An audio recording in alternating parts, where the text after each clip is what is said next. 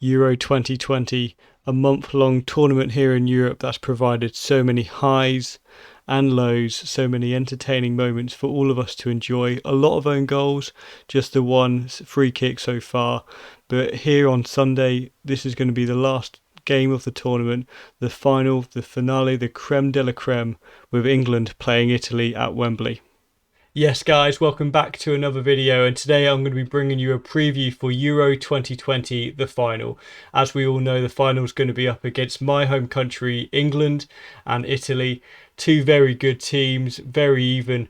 Although England have the home advantage being played at Wembley, they've had the advantage going throughout the entire tournament, so whether that will play a key part, I'm not too sure, but there's so many key areas throughout the entire squads of both Italy and England that will play a huge part on Sunday night for the final.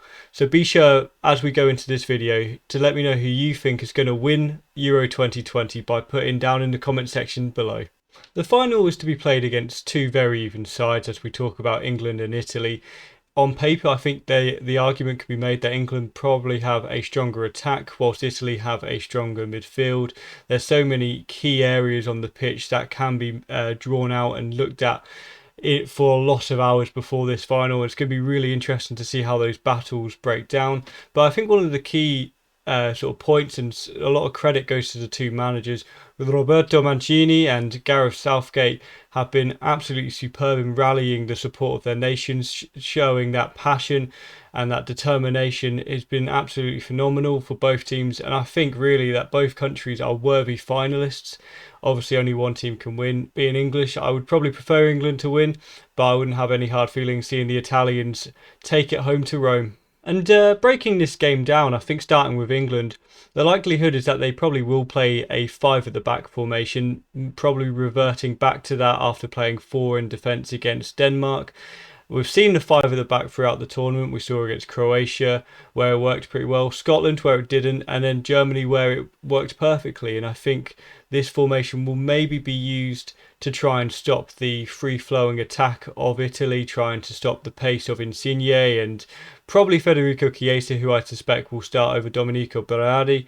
And yeah, I really think with the pace that Kyle Walker has, that by playing him in central sort of defence and having Trippier and Shaw on the fullback, wing-back positions, that is probably what Gareth Southgate's going to go for. In midfield, I suspect that is going to be the usual Rice and Phillips, where, as Spain showed with Sergio Busquets, what he did during the semi-finals against Italy is that Luis Enrique basically told him to just man-mark Marco Verratti, a key player for Italy who controlled the tempo of the play so good on the ball, playing those key passes in between the lines in a similar role that Jorginho would do, but basically by having Busquets just man-marking Marco Verratti, gave him very little time on the ball, stopped him from being able to build momentum for the Italians, and it was really key. And that's probably why we saw Spain dominate possession, probably create more of the chances, and on another day could have even won that game. Beyond looking at the sort of energy of Nicolo Barella, which is going to play a really key role in this game, and Jorginho and Marco Verratti in the central midfield, I think it's also important to key out the two central defenders, Bonucci and Chiellini. The pair have been absolutely fantastic throughout the entire tournament, as you would expect two very experienced central defenders to be, and we all know how much they would absolutely love to win this tournament.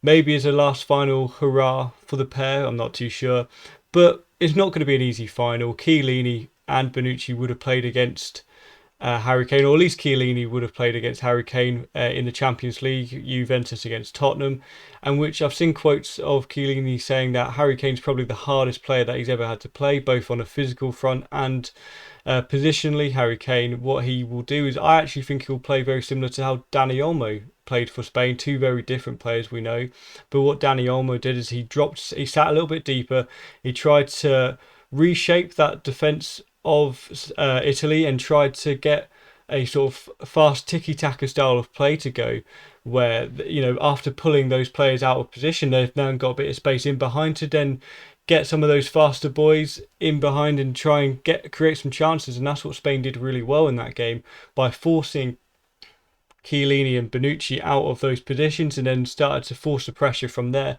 And that's what Harry Kane will likely do, because he's not the sort of person who's going to try and run in behind, who's going to try and force the Italian defence to go deeper. What he's actually going to do is going to sit a bit deeper himself. He's going to try and create the space for then the wingers of Saka, Sterling, if they do start. It could be anyone else.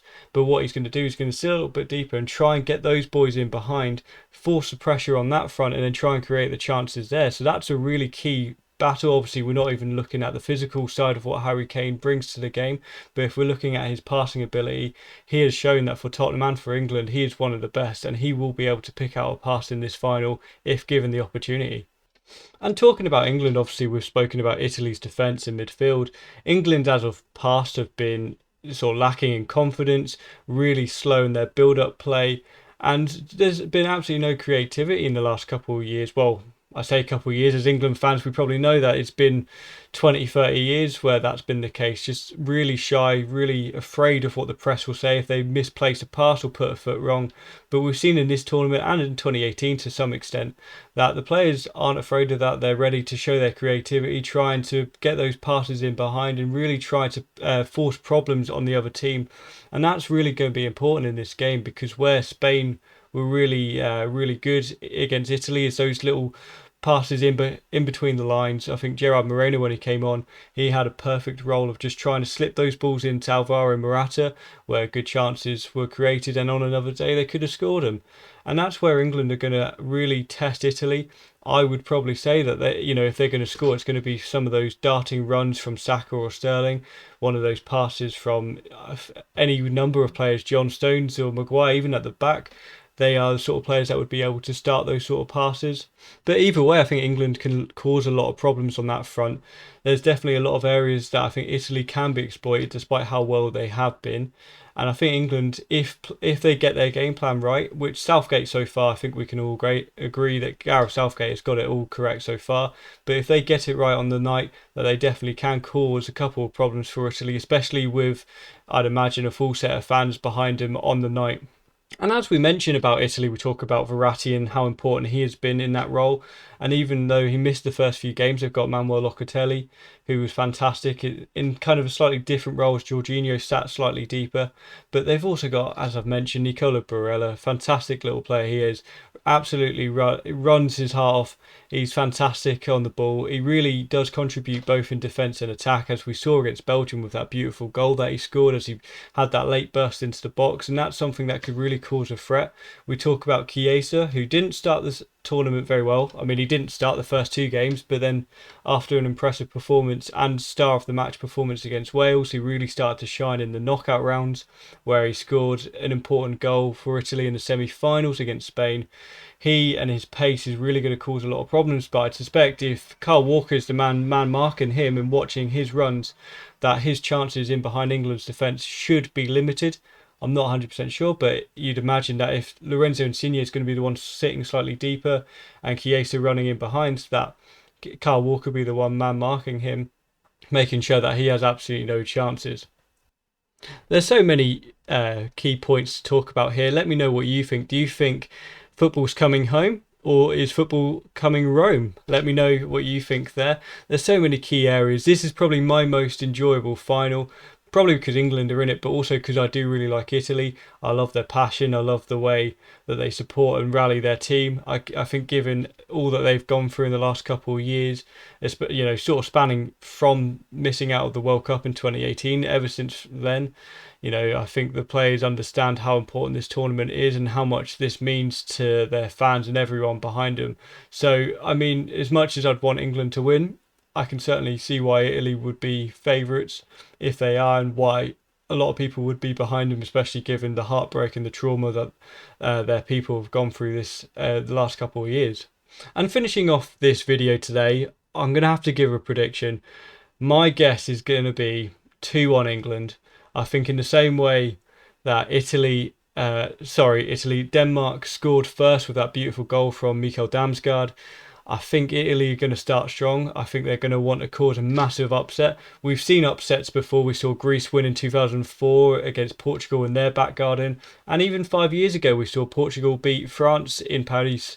So you're never too sure what's going to happen. Despite England having all the fans behind them, it doesn't always work out the way you want it to, despite everyone thinking that it is going to come home this year. But like I say, my prediction is going to be 2-1. If I'm going to give goal scorers, I'm really sorry, Italy, but I think Ciro Immobile is going to struggle in this game, especially if England play three centre backs or even one holding midfielder and two centre backs. I think he's going to struggle to make a difference in this game. I mean, this could really come back to haunt me, but I'm going to go. Chiesa's going to score again. He's going to get a really good chance to score, and I think he's going to break the deadlock in the final. Then I'm going to go for. I'm going to go Raheem Sterling. He's going to equalise it, and I think the winner, the all-important winner, the historic winner for England. Well, it has to go to Harry Kane. That's the obvious answer. But if it doesn't come from Harry Kane, I think Harry Maguire header. I think a corner could do it. Italy are very good in from corners. They've got some strong, tall defenders. But I think England, if they play three at the back, I think they could cause a lot of problems from those set pieces. Luke Shaw, with his set piece quality, has shown that that could be a lot of problems. But yeah, as I've said it, I'm going to leave it there. 2-1 England. Let me know what you think. Where do you think the key breakdown for this final is going to be? I love to hear your responses. I can't wait for the final. Come on, England.